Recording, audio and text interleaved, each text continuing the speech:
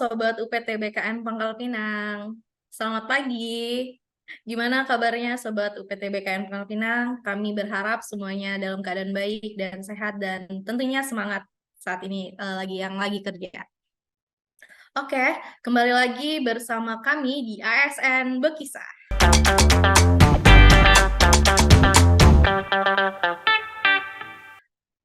Kali ini kita sudah menghadirkan narasumber yang mungkin berbeda ya dari sebelumnya. Biasanya udah ada narasumber di samping saya duduk langsung, tapi kali ini agak beda karena narasumbernya cukup jauh ya kali ini ya.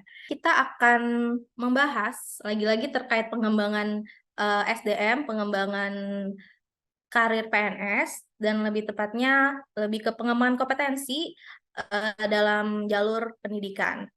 Kita sambut narasumber kita pada pagi hari ini, Kak Faiza Ufaira Yusuf. Halo Kak Faiza. Halo, selamat pagi. Perkenalkan nama saya Faiza Ufaira Yusuf. Mhm. Sekarang lagi tugas belajar di New York. Saya ASN di Kantrek 7 BKN. Oke, Sobat UPT BKN Pangkal Pinang, bagi yang belum kenal Kak Vira ya, Kak Vira aja kali ya biasanya. Iya, betul. Vira aja panggilannya. Jadi Kak Vira ini adalah PNS di Badan Kepegawaian Negara ya, seperti yang dikatakan tadi, tepatnya di Badan Kepegawaian Negara Kantor Regional 7 Palembang. Beliau jabatannya sebagai analis kinerja, dan Kak Vira boleh dijelasin mungkin ya lebih lanjut untuk Sobat UPT BKN Pangkal Pinang nih, tugasnya analis kinerja khususnya di Kantor Regional 7 BKN Palembang itu seperti apa? Ya, makasih untuk Kreti. Kalau aku kemarin daftar sebagai analis kinerja di Mm-mm. angkatan 2019, kebetulan Mm-mm. seangkatan juga sama Reti. Kalau di Kantrek sebenarnya yang dikerjain nggak melulu soal sasaran kinerja pegawai, tapi Mm-mm. cenderung Bener. lebih luas. Tapi memang sering ikut pendampingan terkait coaching klinik untuk penyusunan SKP, Mm-mm. kemudian juga sering ke daerah-daerah, ke instansi-instansi daerah terkait pendampingan penyusunan SKP, terus diperiksa terkait apakah konten dari SKP yang dibuat sudah tepat atau belum, kayak gitu. Keren ya. Iya, Apalagi iya, SKP kan aturannya selalu berubah-berubah ya. Jadi betul. Jadi, dinamis sekali ya pekerjaan Kak nah, Vira ini ya di kantor jadi regional cukup pendidikan Palembang. tricky dan harus sering keep up dengan Aturan peraturan ya, yang benar baru, benar benar benar. betul.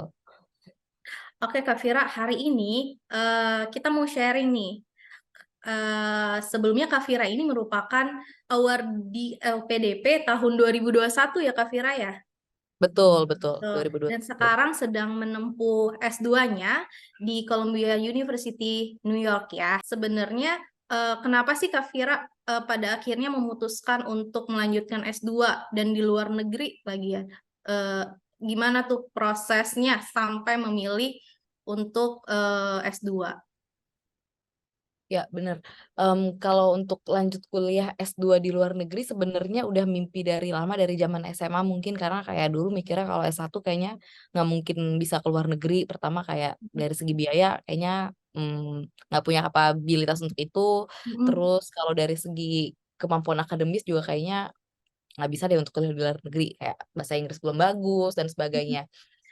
Jadi mikirnya dulu yang paling logis adalah kalau mau lanjut kuliah di luar negeri ya waktu S2 gitu. Udah selesai S1, sempat mikir, sempat langsung pengen daftar LPDP. Itu aku langsung daftar LPDP itu sebenarnya tahun 2016. Tapi kayak baru sign up di accountnya doang. Jadi Oke. kayak cuma isi data diri doang tapi nggak ikut seleksinya. Karena kayak pertama nggak tahu mau kuliah apa, Mm-mm. eh, terus di mana, tapi udah punya goal kayak oh pokoknya pengen S2 ya di luar negeri kayak gitu. Tapi nggak tahu mau kemana dan kuliah apa. Sekedar info aku dulu S1-nya manajemen, Mm-mm. konsentrasi pemasaran, dan dulu sebenarnya nggak pengen jadi ASN sama sekali. Dulu goalnya adalah kerja di korporat sampai pensiun kayak gitu. Jadi kalau Oke. S2 pun bakal kuliah mungkin business administration atau marketing. Jadi nggak ada Jauh ya, PNS-PNS sama jauh sekali. dari Jauh, keadaan yang benar. sekarang ya. Tapi cuma Mm-mm. akhirnya mimpi berkuliah di luar negeri itu berhasil gitu loh. Berhasil karena jadi, mungkin salah satu karena jadi ASN. Ya padahal Kayak nggak terpikirkan ya untuk jadi ASN ya. benar-benar. Jadi mungkin udah jalannya. Jadi dulu sebelum aku jadi ASN sempet kerja di korporat Mm-mm. 1 tahun. Mm-mm. Itu sebenarnya sempet mikir kayak, oh mungkin ini saat yang tepat untuk sambil kerja sambil belajar untuk cari beasiswa atau nentuin Mm-mm. kampus yang mau dipilih. Tapi ternyata malah makin gak ke arah pada saat itu, kayak makin bingung. Oke. Bukannya makin jelas mau kemana, tapi pada saat itu makin nggak jelas kayak bener nggak ya ini yang saya mau waktu itu. Mm-mm. eh, Terburu-buru nggak ya kalau harus kuliah 1 tahun setelah kerja. Jadi kayak benang merahnya untuk kuliah lagi tuh belum ketemu. Sampai akhirnya saya mutusin resign, terus kayak orang tua pengennya memang anaknya jadi ASN kan. Jadi ayo daftarlah jadi PNS gitu. Mm-mm. Terus kayak Mm-mm. sempatlah belajar, mempersiapkan diri untuk Mm-mm. jadi PNS. Udah, terus kita OJT 1 tahun ya waktu itu ya di Ya benar di pusat. Jakarta ya. Ah. Tetap di pikiran kayak, oh Masih belum lulus terima ya? belum belum. Jadi Belum. setelah 1 tahun jadi CPNS, tetap ada pikiran kayak, oh tetap harus S2. Tapi belum tahu mau apa di mana tuh belum jelas. Pulang ke Palembang, ditempatin di Kanrek Palembang, goal itu makin kuat. Terus kayak pandemi dateng, Mm-mm. eh, kesempatan untuk mempersiapkan diri makin banyak karena ada WFH, jadi kayak nggak ada waktu untuk commute dari rumah ke kantor kan lumayan tuh kayak 40 menit 40 menit Benar-benar. makan waktu. Jadi waktu itu tuh rupanya bisa dipakai untuk kayak belajar IELTS, Oke. eh ngerumusin esai kayak gitu. Tapi dulu juga masih belum jelas pengen kuliah apa. Oke. Eh, tapi along the way ternyata sering ke daerah terus kayak nemuin banyak masalah Mm. yang dikemukakan sama PNS-PNS di daerah, terus jadi sempat ada ngumpulin beberapa isu, akhirnya ada aha momen di mana kayak oh ini bisa nih dikembangin, ini bisa nih jadi isu yang diangkat kalau kita mau daftar beasiswa, kalau kita mau kuliah lagi. Mm. Apa itu Akhirnya isunya Kak Vira? Mm-mm. Mm-mm. Akhirnya mutusin lah, oh kalau kuliah harus public policy atau public administration, Mm-mm. tapi di mananya terserah. Tapi dulu mikirnya kayak kuliah pengen sebentar aja, cuma 1 tahun. Kalau Mm-mm. 1 tahun tuh dulu adanya cuma di Inggris sama di New Zealand waktu itu. Oke. Udah dulu, oh ya isunya, jadi waktu itu inget banget ke Empat Lawang waktu itu sama Kepala UPT Pangkal Pinang juga kebetulan. Bapak Eko Jadi ya? waktu itu inget banget, lagi kunjungan ke Empat Lawang, salah satu pegawai tuh cerita kalau mereka tuh susah akses internet. Bisa sih, tapi baru lancar tuh malam, jam 1 malam. Jadi untuk mereka bisa buka app kayak e-kinerja dan lain-lain Mm-mm. itu tuh baru efektif tuh malam. Sementara di pagi ke sore tuh mereka kesusahan, yang putus-putus lah, mati lampu lah, ada aja kayak gitu kan. Iya benar-benar. Nah, jadi aku mikir di situ, oh ini nih bisa jadi isu nih. Angle yang diangkat adalah adanya digital gap di antara Empat Lawang dan kota-kota besar. Karena kita di Palembang kita nggak ngalamin itu kan. Iya benar. Paling Kita kayak bisa kapan aja ya, asal ada benar. internetnya dimanapun itu Mm-mm. kan. Selama kita terhubung, kita bisa akses itu kan Mm-mm. selama server di Benar-benar. web kinerjanya nggak down kayak gitu. Sementara pada saat itu Ekin udah makin serius, dalam artian udah makin mateng digodoknya, terus makin berpengaruh sama pembayaran tunkin dan sebagainya. Jadi itu makin krusial kan untuk Mm-mm, orang banyak, benar-benar. terutama PNS di daerah 3T kayak gitu. Oh jadi itu aku angkatlah ke esai beasiswa LPDP, terus esai Mm-mm. daftar kampus juga kayak gitu. Ya menarik Terus ya Kak Vira ya. ternyata ya hal kayak gitu, mungkin kalau aku nggak ke Empat Lawang, aku nggak ketemu angle itu tuh Kamu pada ya. saat itu. Mm-mm. Benar-benar benar-benar. Jadi kayak udah diatur, kayak waktu itu bingung kayak ini angle apa ya yang bisa ditulis di esai. Masalah tuh banyak tapi yang Spesifik gitu ya. gongnya apa kayak gitu. Ternyata Heeh. digital gap ini di public sector kayak gitu. Benar-benar. Apalagi ya kita ASN sekarang tuh apa ya kerjanya pakai aplikasi ini, pakai aplikasi itu ya, semuanya serba aplikasi. Jadi ya sangat berpengaruh sih ya infrastruktur internet itu ya, terutama ya. Bener-bener, bener banget. Terus tadi sempat tanya kenapa bisa end up akhirnya sekolah di Mhm. Amerika, di Luar negeri. Columbia. Heeh. Menurut aku cukup panjang dulu. Jadi aku tadi bilang, aku tadi mau kuliahnya di Inggris karena cuma 1 tahun biar cepet pulang gitu kan. Sorry Kak, berarti di New York lebih di Columbia khususnya lebih lebih lama ya kuliahnya ya? Ya 2 tahun, programnya 2 2 tahun. tahun. Oke. Heeh. Jadi dulu kalau LPDP itu kita bisa pilih 3 kampus kan, Mm-mm. 3 kampus teratas gitu. Pilihan pertama aku pilih Leeds di Inggris, yang kedua di em, Wellington di New Zealand, terus yang ketiga di Ohio di Amerika. Ya malah nggak Nah, ada Kolumbianya ya. nggak ada sama sekali. Dulu itu di Leeds jurusannya administrasi publik. Dia Mm-mm. memang ada fokus di, sebenarnya nggak di digital gap gitu, tapi lebih ke di apa ya? Lupa lagi. Technology inequality kayak gitulah.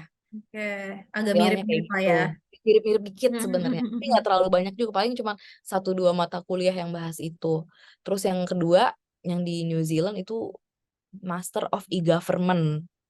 Mm-mm. Mm-mm. E-government ya. Oke. Mm-mm. Jadi memang fokusnya ke digital app. Terus yang ketiga ada si Ohio State University, itu public administration biasa kan. Nah, udah tuh ngikutin prosesnya dari awal, mulai dari izin ke kantor, melalui biro SDM, terus daftar LPDP dan sebagainya, baru daftar kampusnya kan. Udah bulan Agustus 2021, alhamdulillah keterima LPDP-nya, terus Leeds juga udah dapet surat penerimaan, New Mm-mm. Zealand juga udah dapet. Keren. 2 ya. Hmm. Nah, kalau Ohio-nya gimana? Ohio-nya waktu itu belum buka pendaftarannya. Oke. Udah tenang tuh kayak oh tinggal ngatur aja nih untuk Kapan berangkat persiapan ya? ke Inggris, persiapan beasiswa, udah agak tenang. Mungkin jalannya nggak ke situ, pokoknya 3-4 bulan setelah, pokoknya aku tuh keterima di Leeds tuh bulan Juli, terus aku bulan Oktober dapat pengumuman kalau jurusan yang di Leeds tutup, Nah, public administration-nya. Jadi kayak aku ingat banget 5 Oktober posisi lagi ngawas ujian di Morenim. Aku mm-mm. buka email, set, mohon maaf jurus program Master of Public Administration di Leeds tutup untuk tahun Ya. 2022-2023, tapi Anda bisa pindah jurusan ke Social and Public Policy nama Oh, jurusannya. tetap diarahin gitu ya, walaupun Diarahin. tutup. Terus dibilang modulnya sama kok 70%. Jadi harusnya nggak masalah, intinya gitulah kata si adminnya. Udah konsul lah kita sama LPDP, kirim email kayak apakah boleh kalau misalnya jurusan ditutup terus pindah ke jurusan lain, masih satu fakultas. Ternyata LPDP tuh nggak mengizinkan itu. Dia maunya nomenklatur jurusan tuh harus sama, Oke, harus MAP ya. harus MAP sesuai yang kita Oh. daftar di awal Mm-mm. kayak gitu. Terus jadi aku nanya kemudian, jadi sarannya apa? Harus daftar ke kampus yang kedua, tapi aku bilang lagi kampus yang kedua tuh kebetulan nasibnya sama. Jadi selang beberapa minggu setelah Leeds itu dapat surat Penutupan. kalau jurusannya tutup, si Mm-mm. Master of E-Government di New Zealand juga sama. Janjian ya? Kok bisa sama ya gitu? Iya makanya. Paling beda 2 minggu doang. Jadi bunyi emailnya tuh kayak sama, jurusannya tutup, tapi kita punya program lain nih yang mungkin kamu akan tertarik, namanya Public Policy and Management gitu. Yang nggak boleh juga sama LPDP, Karena beda tadi ya. karena beda. Terus Mm-mm. aku tanya lagi ke CS-nya, jadi ini saya harus kayak gimana? Oh, silakan aja daftar ke kampus yang ketiga. Oke, ya jadi kampus pilihan ketiga juga tutup. Terus aku nanya, jadi harus kayak gimana? Ini saya apakah bisa mengajukan perpindahan kampus dan jurusan atau gimana? Dapatlah email bunyinya gini, saudara dapat mengajukan perpindahan kampus Mm-mm. apabila A, B, C, D, E adalah syarat-syaratnya. Nomor satu kayak karena faktor kesehatan. Terus kedua tidak mendapat izin dari atasan gitu. Karena ini programnya beasiswa targeted khusus ASN kan. Jadi kayak Iya. penting banget kan izin dari atasan. Terus yang ketiga, apabila Anda diterima di istilahnya PTUD. PTUD itu perguruan tinggi utama dunia. Nah, Ah. list kampus itu dikasih tuh sama LPDP, ABCDE. Mm. Nomor satu kayak ada Harvard, ada Oxford, Cambridge, Mm-mm. Cornell, pokoknya kampus-kampus top yang aku Ya pun nggak pernah benar-benar. kebayang untuk bisa daftar itu. Kayak nggak mungkin lah, udahlah, udah dari awal udah di kick Udah out dari pesimis ya. daftar. Udah pesimis gitu Udah ya. pesimis. Mm-mm. Ada Columbia juga gitu kan. Nah, tapi akhirnya ini mentok, nggak ada cara lain. Emang harus daftar ke Benar-benar. kampus-kampus ini.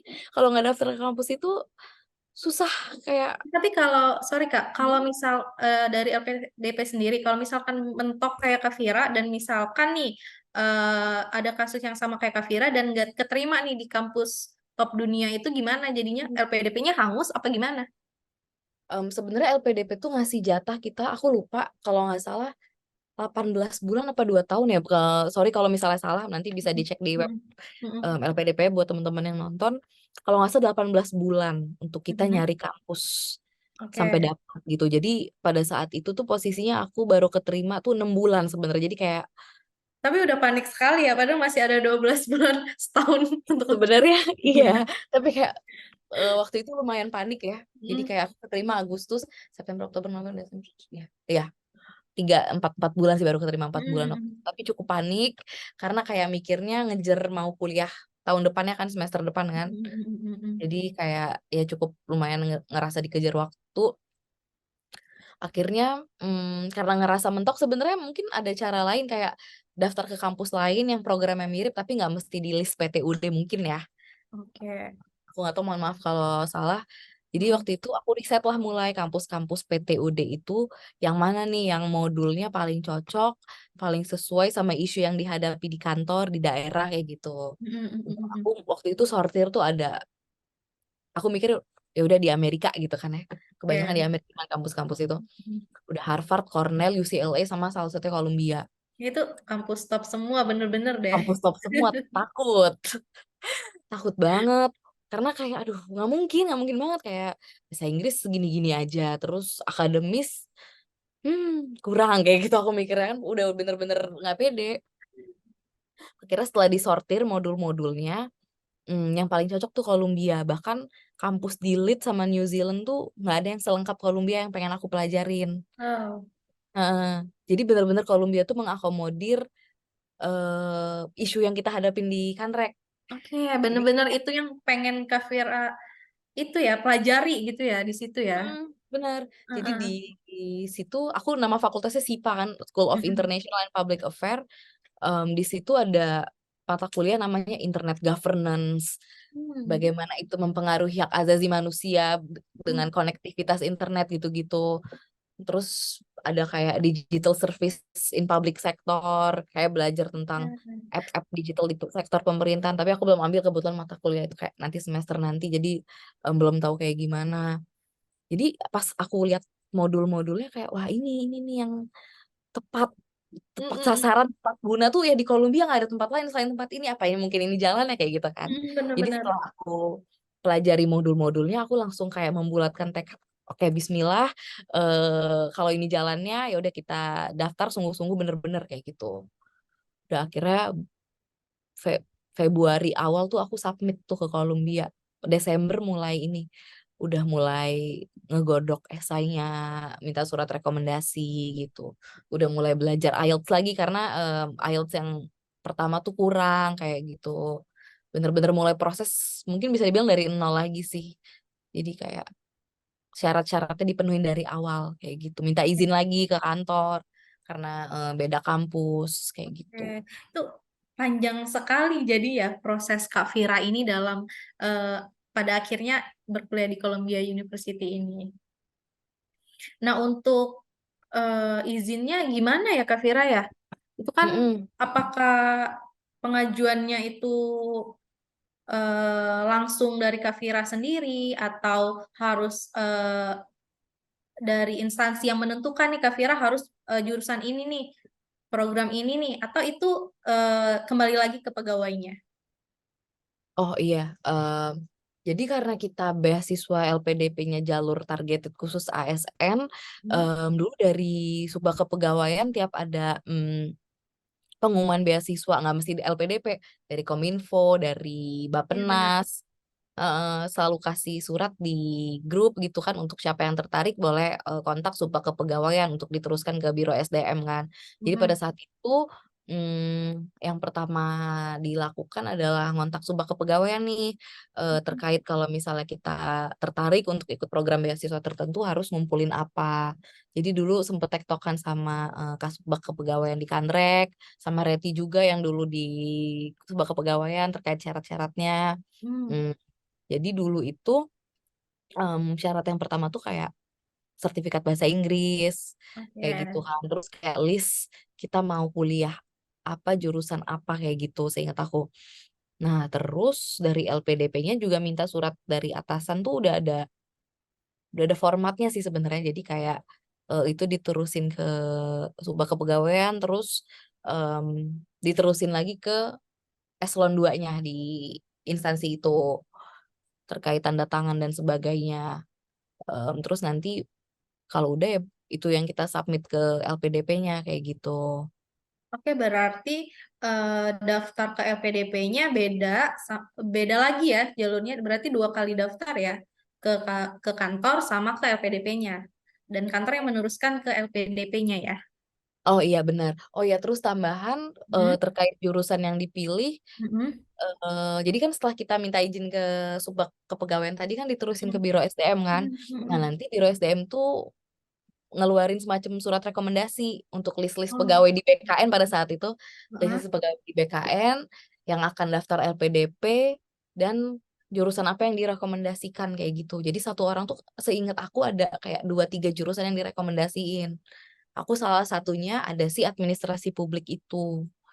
Oke, berarti itu Hmm. proses si Biro SDM memberikan rekomendasi itu karena Kak Viranya sudah berkonsultasi atau memang sesuai dengan tujuan organisasi ya, katakanlah ya, memang harus mengambil Hmm. jurusan itu. Ya, waktu itu sih aku nggak ada konsultasi sama Heeh. sekali. Jadi asumsi aku sih itu sesuai dengan tujuan organisasi sih. Ya benar. Kayak masih jabatan gitu kan, background pendidikan, Iya kayak benar. gitu.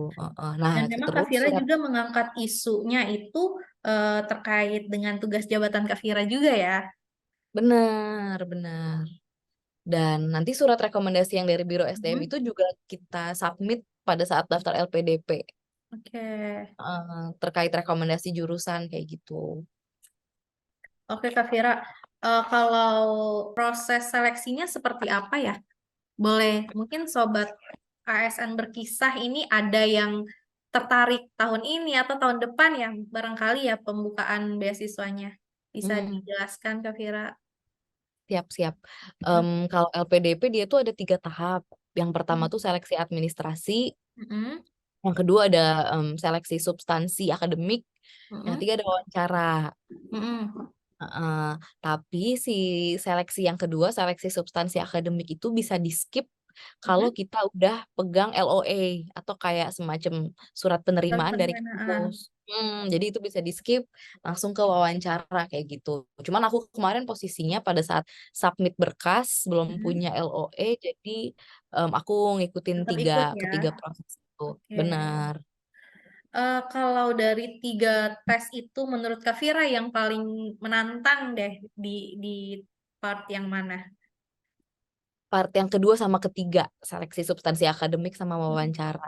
Kalau akademik jujur, aku matematikanya agak kurang, jadi kayak bener-bener cukup pasrah pada saat itu. Terus dia juga ada tes verbalnya, sama Mm-mm. satu lagi semacam semacam TWK, Oke, tapi pemeriksaan ya. lebih sedikit soalnya ya. Mm-mm. Itu cukup menantang dan cukup bikin Kak khawatir nggak lulus ke wawancara karena mengingat kemampuan matematika yang kurang, hitung-hitungan yang kurang, jadi kayak mungkin untuk harus banyak-banyak latihan gitu lah supaya lebih pede untuk bisa ke wawancara.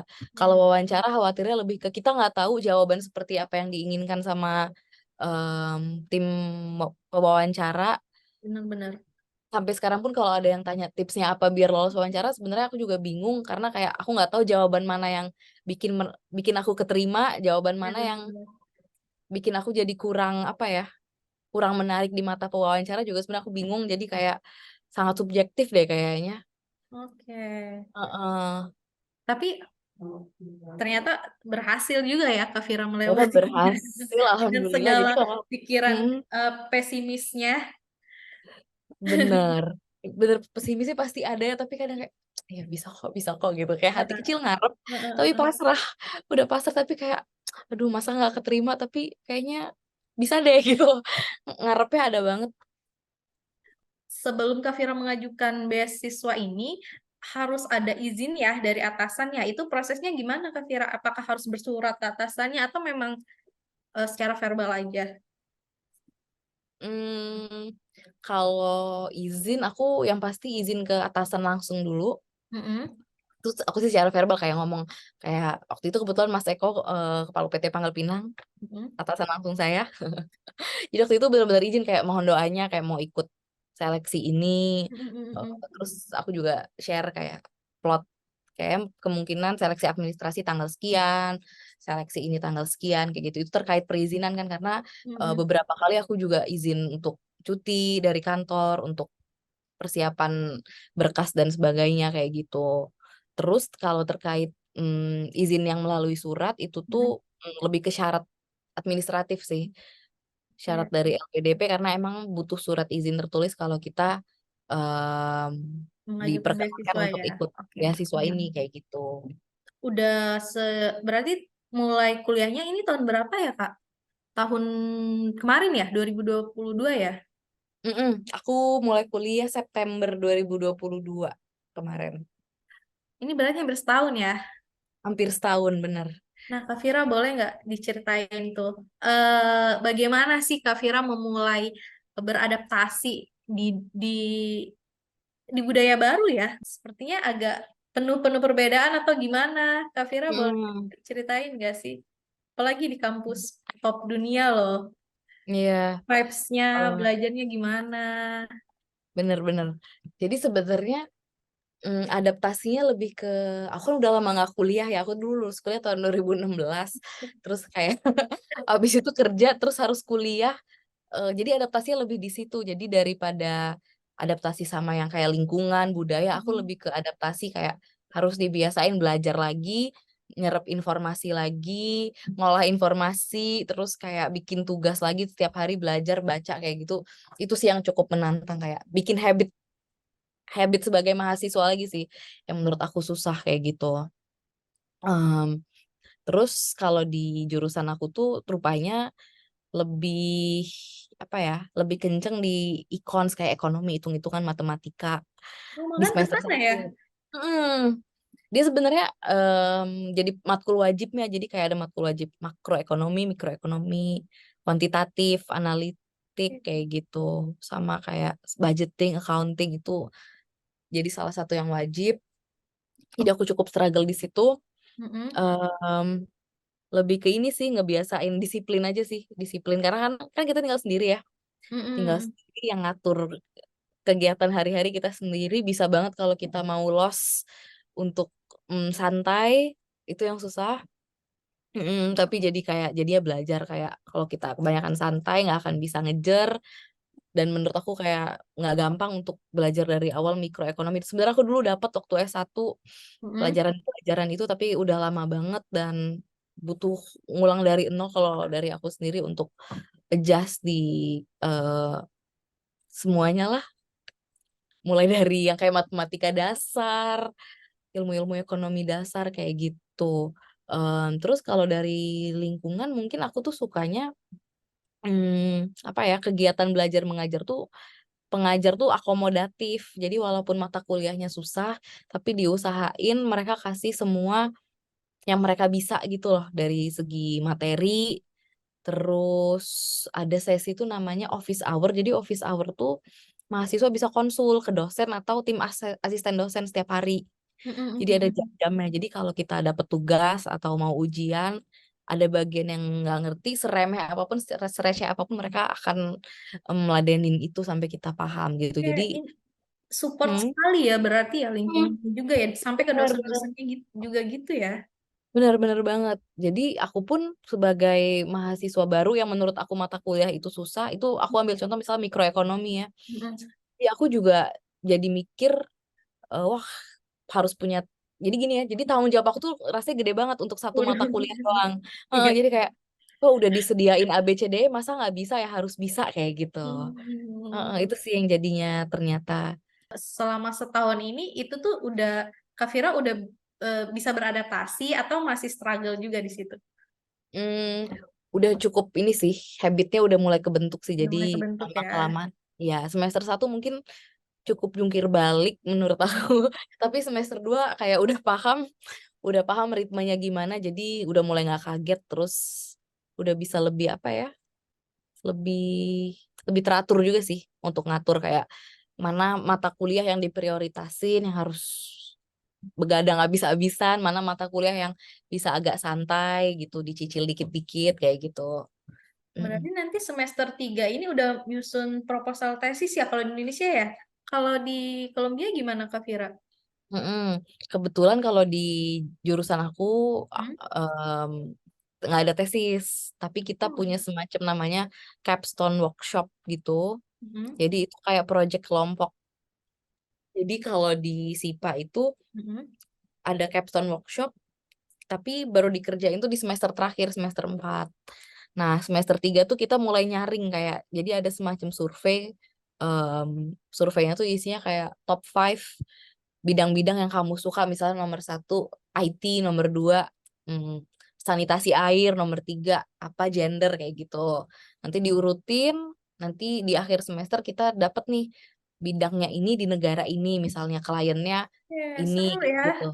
Hmm, seru sih dan kliennya tuh ternyata aku juga baru tahu klien beneran gitu, maksudnya bukan studi kasus yang dibuat atau yang udah lewat gitu, tapi kayak ini masalah ini ada nih di instansi kementerian ini di Mongolia misalnya, nanti kerjain ini barengan yang lain kayak gitu.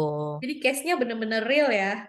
Ya itu bener-bener real ternyata, dan itu nanti kita kerjain di semester depan mulai Januari deh kalau nggak salah sampai April. April Mei itu finalnya kayak gitu, final sidang, semacam sidang komprenya kayak gitu, nanti rame-rame di present. Kalau ngomongin beasiswa ya, selain LPDP banyak juga ya Kak Vira ya, beasiswa yang ditawarkan untuk ASN Polri ya. Bener. Nggak hanya LPDP, ada Bappenas, ada Kominfo barangkali ya. Sepengalaman Kak Vira deh, punya punya hal kecil yang dianggap remeh nggak sih? Yang dianggap sebagian orang remeh, tapi ternyata itu berdampak banget gitu loh dalam proses pendaftarannya. Sepengalaman Kak Vira itu gimana? Hmm, apa ya? Iya memang kalau beasiswa tuh banyak banget kan tadi yang kayak udah Reti bilang. Mm-mm. Eh, eh, Kalau hal kecil tuh, hmm, kalau aku sih pada saat daftar, aku tuh sempat kepikiran, tapi udah aku lakuin juga untuk ngontak dosen di kampus. Oke. Jadi ada satu mata kuliah dulu aku pengen banget belajar, namanya Tech- Technology and Tactic in Innovative Policy Making kayak gitu. Jadi lebih ke public policy dan teknologi. Aku kontak tuh salah satu dosennya di situ. Eh, Mm-mm. Sebenarnya tujuan awal ngontak tuh supaya bisa dapat insight apa sih yang bisa aku tulis di esai pada saat daftar ke kampus gitu. Itu ini ya, dosennya terbuka ya untuk berdiskusi walaupun belum jadi mahasiswa gitu. Walaupun belum jadi mahasiswa. Dan aku kirim email, aku bilang aku tertarik banget sama mata kuliah yang beliau ajarkan. Terus aku juga udah baca publikasi-publikasi ilmiah beliau, terus kayak artikel-artikel aku baca gitu. Boleh dong kapan-kapan discuss. Aku punya isu ini nih di kampung halaman kayak gitu di negara berkembang gitu-gitu deh pokoknya kan. Itu Dan oh terjadi di ternyata Kak Vira ya. Itu kenapa? terjadi ya di Kak Vira ya. Dan ternyata beliau tuh sangat open kayak nawarin slot untuk ngobrol via Zoom waktu itu udah.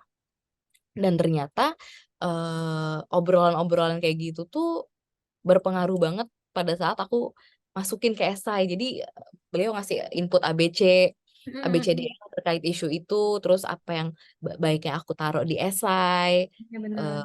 jadi ada apa ya, ada second opinion lah dari pihak kampus gitu. Dan Ya. ternyata sebenarnya itu juga penting pada saat kita wawancara tes beasiswa karena pewawancara tuh suka nanya, kan kamu pengen banget nih, ini ceritanya pertanyaannya kayak gini, kan kamu pengen banget nih masuk ke kampus ini, jurusan ini. Emang kamu udah kontak kampusnya untuk kontak kampus, dosen, alumni, atau mahasiswa saat ini terkait jurusan yang pengen kamu pelajari kayak gitu. Terus kamu Mm-mm. ngontak outputnya apa? Aku juga dia ditanyain kemarin pada saat wawancara beasiswa. Dan Oke, menurut aku itu cukup berpengaruh untuk menunjukkan pertama niat kita kuliah itu pengen banget apa enggak, benar terus benar kayak benar. serius banget atau enggak kayak gitu. Dan itu Heeh. ternyata dijadiin salah satu pertimbangan deh Ya sebenarnya kemungkinan. itu kayak ngapain sih dilakuin gitu kan. Nah, padahal Kayak ternyata berpengaruh banget ya. ternyata berpengaruh, walaupun mungkin Mm-mm. nggak ditanyain pada saat wawancara, karena ternyata nggak semua orang ditanyain itu, tapi Mm-mm. at least di esai kita bisa lebih apa ya, lebih komprehensif lah jatuhnya, Benar-benar. mencerminkan isu itu harus Mm. digoreng kayak gimana di esai kayak gitu Karena ternyata. ibaratnya kita udah nanya langsung ke narasumber apa sih, ilmuwan atau dosennya yang di bidang itu Hmm, ya. di Jadi bidang itu lebih benar. lebih paham, pengalamannya udah banyak gitu ya. Bener bener Oke, bener. berarti eh, Sobat ASN Berkisah bagi yang ingin apa ya, mendaftar beasiswa apapun itu ya Kak Vira ya, Mm-mm. harus berani bertanya ya, yang mungkin apa sih kok harus, kayaknya nggak perlu deh gitu kan ya. Boleh boleh untuk dilakukan. Salah satu tips mungkin ini ya Kak Vira ya. Boleh untuk dilakukan, kita harus berani bertanya, dan Betul. usahanya itu nggak setengah-setengah gitu loh, sampai benar-benar digeluti tuh apa sih materi yang akan saya dapatkan nanti untuk Mm. melanjutkan pendidikan. Sebentar lagi nih Kak Vira udah mau selesai ya. Dan kira-kira udah kebayang belum sih, nanti balik ke Indonesia, khususnya balik ke BKN itu mau Mm. mau karya apa nih yang mau dikasih? Mm. Iya, kebetulan aku masih sisa 2 semester lagi, jadi insya Mm-mm. Allah Juni 2024 balik ke Kanrek. Mm-mm. Bismillah. Kalau apa yang dikasih, aku lebih ke ini sih. Mungkin pada saat nanti, aku juga banyak ketinggalan sebenarnya. Kayak ada regulasi-regulasi baru aku belum pelajarin, ya, yang dikeluarin di instansi pusat, per KBKN dan sebagainya. Masih banyak banget yang ketinggalan. Udah Justru aku harus belajar dari nol, ya kan makanya. Jadi aku harus belajar lagi dari bener-bener. nol. Tapi yang pasti pada saat balik aku tuh ngerasa kalau misalnya kan mungkin bakal sering ke daerah terus ketemu sama em, ASN-ASN di instansi Mm-mm. daerah di kabupaten-kabupaten, mungkin aku akan lebih mm, dulu tuh kalau misalnya jawab pertanyaan kayak oh kenapa ini tuh nggak bisa ini tuh begini, mungkin nanti akan lebih pede karena dasarnya udah lebih kuat ya, karena kalau dulu mungkin masih ngawang. Masih bingung ya Heeh. memberi solusi apa nih ya, gitu Oh, ya. tapi kalau sekarang mungkin kita tahu core-nya apa gitu. Ya, walaupun nggak sepenuhnya tahu juga, tapi at least tahulah dasarnya masalah tuh datangnya dari mana kayak gitu. Benar-benar Mm-mm. setidaknya sudah punya ilmunya gitu ya. Apalagi tadi Iya, kira insya concernnya Allah. di digital gap ya. Dan itu Betul. yang menurut aku nggak melulu hanya di aplikasi e-kinerja kan. Benar. Banyak aplikasi yang kita pakai ya sebagai ASN ya. Berarti Mm-mm. itu akan luas sekali ya Kak Vira ya. Iya, benar-benar. Jadi ke aplikasi di public sector secara umum sih jatuhnya Mm. ya. Kak Vira, ini kan pengembangan kompetensi melalui jalur pendidikan ya. Nah, Betul. itu kan Kak Vira, pemberi beasiswa, dan instansi tentunya berkomitmen ya untuk melakukan itu. Nah, ada nggak sih Kak Vira komitmen, semacam pelaporan barangkali yang harus dikasih ke instansi sendiri? Oh iya, sebagai bentuk pertanggungjawaban, Mm, mm, mm. yang pasti kita melaporkan penilaian kinerja ya di akhir tahun. Jadi kalau kemarin karena aku mulai kuliah itu semester semester genap, jadi Mm-mm. Awal tengah tahun berarti ya? tengah tahun benar. Mm. Januari sampai pertengahan Agustus itu aku statusnya masih analis kinerja di Kantrek kan. Ya Jadi benar. periodenya adalah Januari sampai 15 Agustus. Agustus. Terus Mm-mm. periode kedua adalah pada saat tubel yaitu 16 Agustus sampai akhir Desember. Mm-mm. Jadi dibikin dua. Untuk periode pada saat tubel itu dibikin targetnya itu kayak nilai IPK per semester itu bernilai baik kayak gitu. Dan pada saat kita melakukan penilaian kinerja itu evidennya Mm. adalah transkrip nilai di semester Mm. itu. Terus juga atasan juga berubah jadi kepala biro SDM pada saat itu. Jadi induk kita udah bukan di lingkup Kanrek lagi tapi udah di biro SDM Oh, mungkin untuk karena yang memberi izinnya itu ya. iya, abis itu juga masuk ke apa namanya, masuk ke rencana aksinya biro SDM untuk Oke, pengembangan pengembangan. kompetensi. Oke, Iya, jadi masuk benar-benar induknya ke benar. situ. Oke, Masuk oke. ke situ, betul. Kemudian dari Biro SDM juga minta laporan tambahan semacam resume Mm-mm. terkait ringkasan matkul apa yang kita ambil. Jadi di situ aku list down kayak 5 matkul, rinciannya A B C D E kayak gitu. Apa yang didapat, apa yang dipelajarin, tugas-tugasnya apa kayak gitu. Tapi itu ringkas sih. Oke, berarti Hmm. sobat ASN Bekisah yang ingin melaksanakan tugas belajar atau barangkali yang sedang melaksanakan tugas belajar itu tetap melaporkan penilaian kinerjanya ya tiap tahun dengan Benar, melampirkan transkrip nilainya, begitu ya. betul sekali. Dan membuat laporan juga ya Kak Fira ya, atau itu hanya di Biro SDM BKN saja, atau memang wajib sebagai ASN? Hmm, mungkin tiap tiap instansi punya standar yang berbeda terkait laporannya, tapi kalau yang laporan Hmm. terkait mata kuliah ini memang syarat dari Biro SDM ya BKN sih. Oke, oke. Mungkin Baik. beda di tiap instansi. Yang paling wajib adalah tetap membuat penilaian kinerja ya. Betul. Nah, itu untuk ke instansinya ya. Kalau untuk Mm-mm. ke pertanggungjawaban ke LPDP-nya sendiri ada nggak itu Kak Fira? Iya, jadi tiap tiga bulan sekali kita memang harus update terkait eh, laporan perkembangan akademik namanya. Hmm, Jadi di hmm, situ kita update list mata kuliah yang diambil apa, nilainya berapa, hmm. transkrip nilainya, terus KRS-nya juga, surat keaktifan mahasiswa kayak gitu, Itu sama tiap satu tiga lagi bulan. Itu itu tiap tiap tiga tiga bulan. bulan. Oke. Tiap 3 bulan dan kayak apa yang ingin Anda lakukan di bidang akademis pada saat semester ini berlangsung, semester depan pengen apa, terus kayak non akademisnya apa kayak gitu. Dan itu juga jadi salah satu syarat untuk komponen pencairan dana sih, dana kita hidup bulanan kayak gitu. Kak Fira, boleh dong untuk sobat ASN Bekisah yang lagi nonton nih sekarang, mungkin pengen daftar nih beasiswa, boleh dong dikasih tips atau triknya gimana sih biar bisa lolos gitu.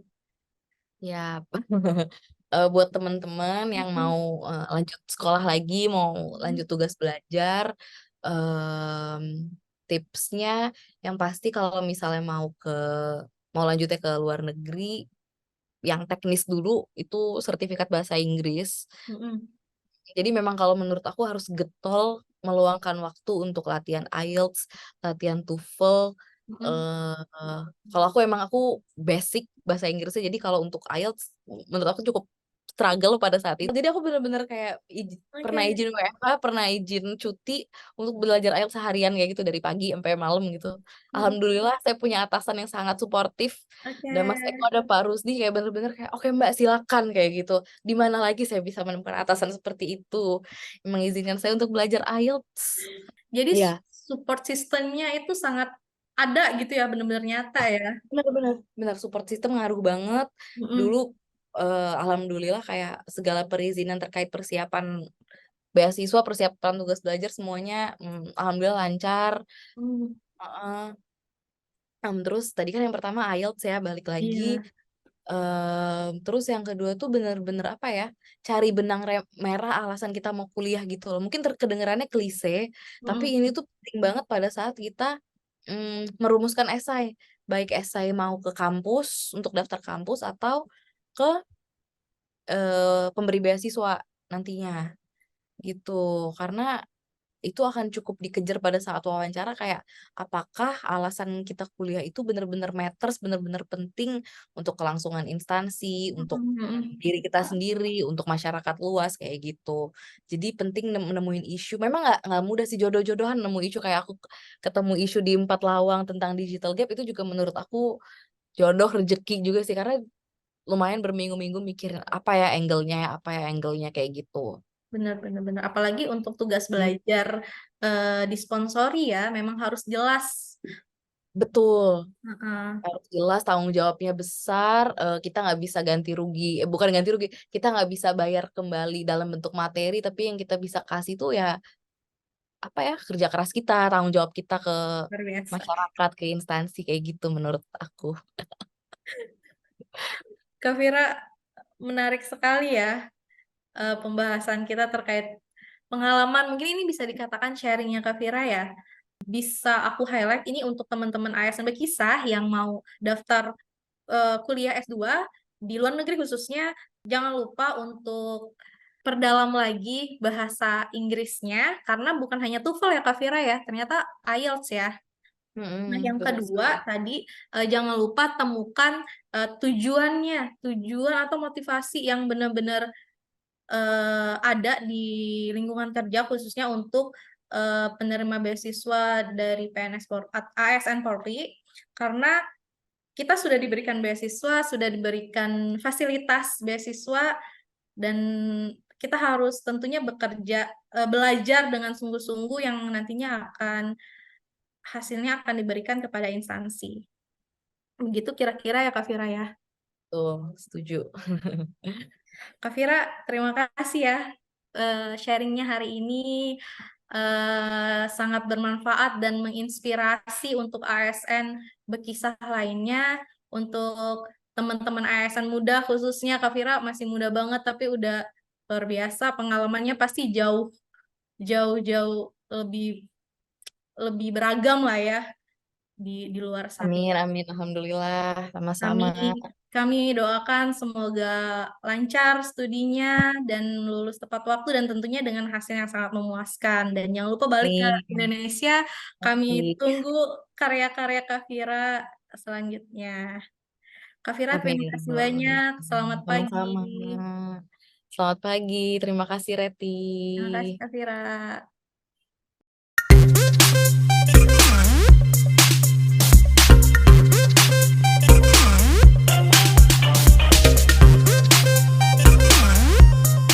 Kak Vira, kamu mau jawab apa? Aku biar aku tanya.